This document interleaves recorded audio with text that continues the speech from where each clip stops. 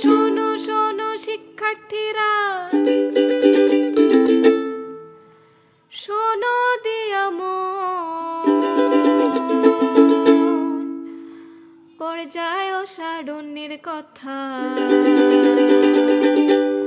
করিব বড়।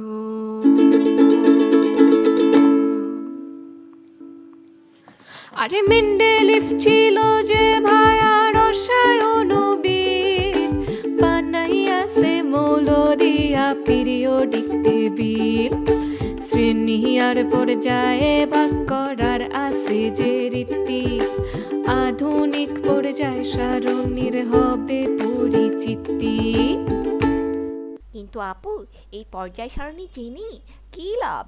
আরে পর্যায় ও সারণীর ভায়া আছে অনেক মজা, শ্রেণীর একটা মূল জানলে বাকি গুলা সোজা। লিথিয়াম, সোডিয়াম, পটাশিয়াম, রুবিডিয়াম, এই শ্রেণীর সকল ক্ষার মূল বিক্রিয়া দেয় সমান। দ্বিতীয় শ্রেণীর মৌলগুলা মাটিতে যে রয়, মৃৎক্ষার ধাতু নামে যে ভাই তাদের পরিচয়।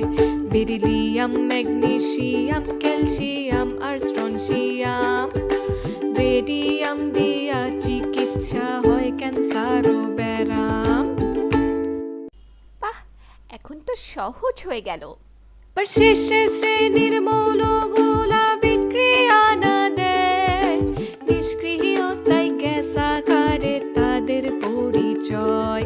এ ঠিক আগের শ্রেণীর মৌল দিয়া লবণ তৈয়ার হয়, অধাতু হ্যালোজেন নামে তাদের পরিচয়। লবণ হইতে অধাতুর সাথে ধাতু প্রয়োজন, প্রথম শ্রেণীর প্রতি যে ভাই তাদের আকর্ষণ। সোডিয়ামের সাথে যদি রে ভাই ক্লোরিনের মিল হয়, সোডিয়াম ক্লোরাইড খাবার লবণ তৈরি হয়। তাহলে তো বাম দিক থেকে ডান দিকে মৌলগুলো বদলে যাচ্ছে।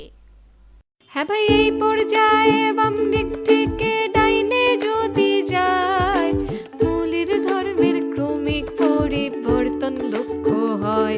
শ্রেণীর উপর থেকে নিচের দিকে আকার বড় হয়, পর্যায়ে বাম থেকে ডানে ক্ষুদ্র আকার লয়।